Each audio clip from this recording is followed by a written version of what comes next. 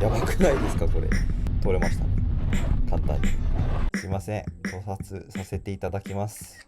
どうも、しのです。初めてなので自己紹介しますね。私は韓国に住んでいる日韓ハーフのものです。今回の映像では韓国語で喋っていますが、今後は日本語をメインとして録画する予定です。韓国で何々してみたっていう感じの映像をアップしていきます。一旦今回は日本の関西旅行に行ってきたので、記念としてアップすることになりました。よろしくお願いします。顔はですね、一旦満足する登録者数になったら公開する予定です。なのでたくさん登録してね。ありがとう。それでなぜ関西かというと、安かったからです。単純に。今回韓国からの飛行機いくらだったと思いますか？なんと 1.2 万円でした。やばくないですか？正直新幹線より安かったです。レンタカー探してるんですけど、かなり迷いましたね。で、やっと見つけたレンタカー。本日はタイムズレンタカーを利用させていただきます。私、普通に韓国で運転しているんですけど、皆さんご存知かもしれませんが、韓国は方向が逆なんですよ。かなり緊張しました、この日。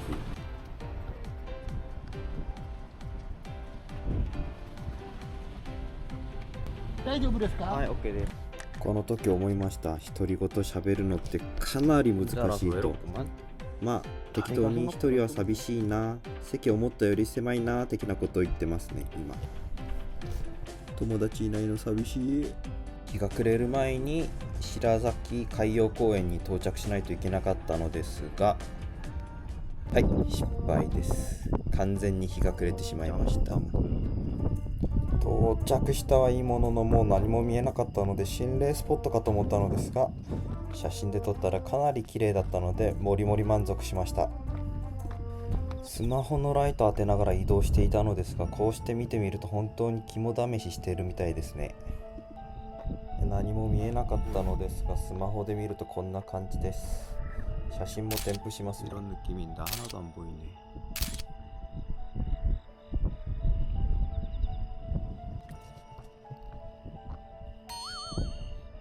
で、1日目のホテルに移動しました。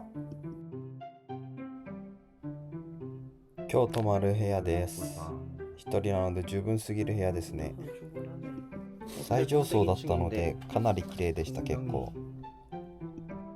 この日って韓国から来た初日だったので食事を取れてなかったんですよ。で、早速食事できる店を探してみたのですが、ありませんでした。夜遅かったし周辺に何もなかったので結局コンビニです。韓国では日本のコンビニに行くために旅行するってことも過言ではないので、逆に次は韓国のコンビニ状況を紹介してみようかなと思っています。まずかった焼きそば。このオムライス牛丼的なやつが本当にうまかったですね。ご飯もお米もなんかかなり新鮮でもちもち感やばかったので、もう感動しながら食べました。もう一回食べたいなって思ったコンビニの料理のうち一つですね。うまいった。이 밥이 더 못지않네。で、2日目は早速ドンキーに行ってみようかと思います。はい、到着です。ドンキーはまあ適当に時間潰さないといけなかったので寄ってみたのですが、特に買い物するものなかったんで、モンブランのキットカットと、アモンドチョコ、あとフリスク、なんか涼しいやつあるじゃないですか。それ買ってきました。かなり買い物するものなかったですね。で、本日メインのスポットに向かっているのですが、行く道がかなり険しくてかなり苦労しました。しかもさっき言ったように韓国と日本のそのハンドルがついてる方向が違うんですよ。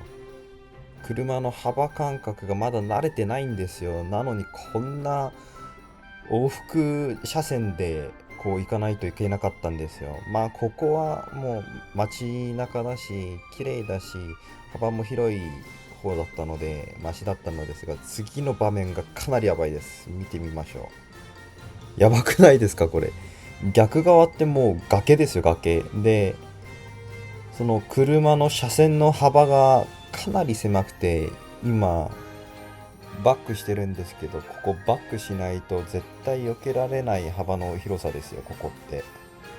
でここ通って、で車来ないかと思ってこう速度を上げていた途端に、反対側からまた BMW が来てびっくりしました。これ通れるのかって思ったら、まあ通れましたね、簡単に。で本日のスポット、メインスポットに到着しました。ここは大石高原です。もう天気やばくないですか？ここ駐車場なんですよ。ここのメインスポットでもないんですよ。もう雲見てください。もう太陽もきっしり上がってて、もうかなり気持ちよかったです。で移動するにつれて、もう景色がもっともっと綺麗になってくるんですよ。もうやばかったです。一人で寂しい。自然の音も癒されますね。虫の音とか風の音とかも、何ヶ月ぶりの自然かって思うと、もう気持ちよかったですね。景色見ながらここで自撮り開始です。一人でもう感動しながら歩き回ってたんで、ほら自分でも感動しまくってる。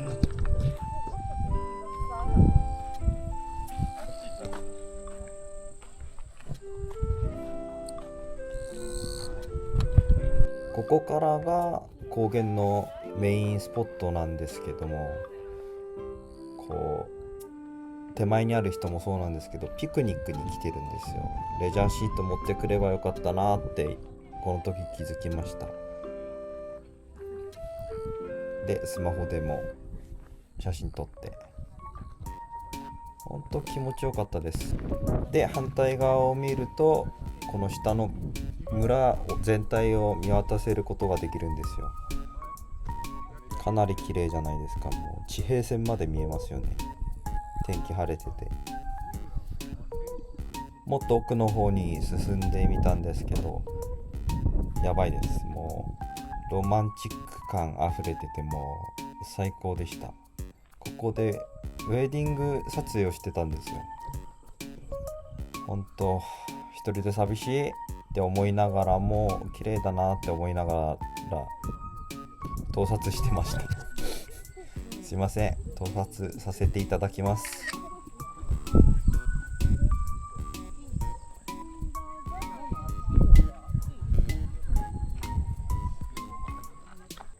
寂しさのあまりにカメラを置いといて、こうやって一人で撮影してました。いやー、こう見ると悲しい。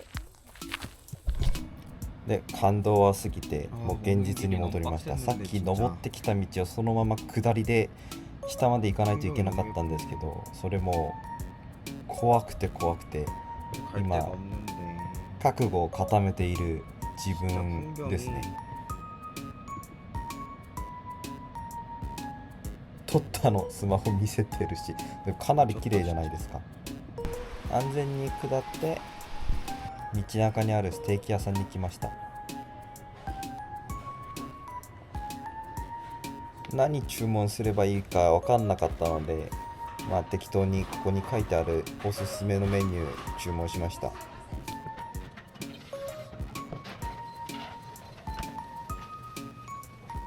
やっとステーキ登場です。20分ぐらい待った気がしますね、この時。味は普通のステーキでしたね。で次移動したところはここです。やばいですよ。ここ海岸に温泉がついてるところですよ。ここ基本撮影禁止だったので画像で載せます。かなり面白かったのが、外国人、アジア人、中国人、韓国人、みんな姿勢がこんな感じでした。かなり全裸で海で見ながらそういう姿勢をとっていたので、かなり受けましたね。もちろん私もそういう風に海見てました。温泉済まして千畳敷っていうところに来ました。ここは普通に海岸なんですけど、駐車場2周回ってやっと駐車して降りたんですよ。でこの日やっぱ今思うと一番旅行中天気が良かった気がしますね。高波に注意してください。ここでも同じく一人で寂しいなって思いながら海見てたんですけど、だってみんなカップルなんですよ、私除いて。で結局ここでも一人で自撮りしました。カメラを置いて Apple Watch で遠隔で撮影しましたね。広すぎて奥までは進まなかったのですが、まあ一旦全体的な風景を一緒に眺めてみましょう。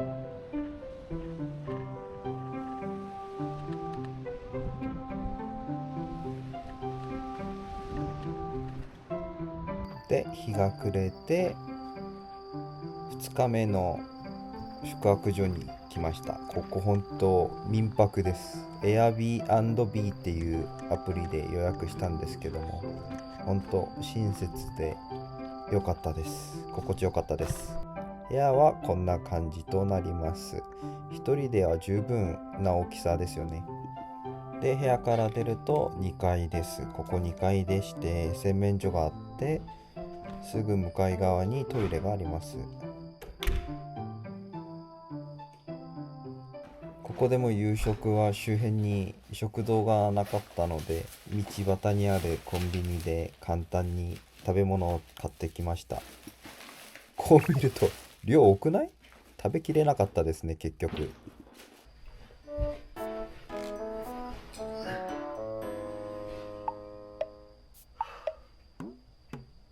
この時1階に説明聞きに行ってきたんですけど、これうちにあるものと同じだったので記念で撮ってきました。오늘의 저녁밥で夕食、本日の夕食です。グラタン、明太子のグラタンみたいなやつだったんですけどまずかったです。食べないでください。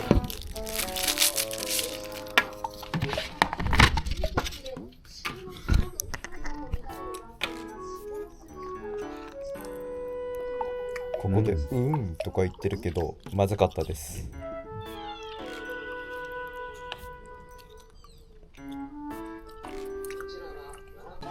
はい、ここまでが今回の映像となります。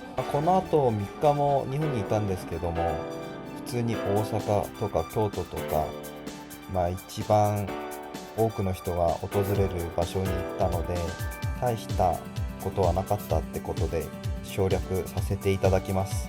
次回の映像からは韓国で何々したシリーズで皆様にご挨拶させていただきます。ではありがとうございました。チャンネル登録よろしくね。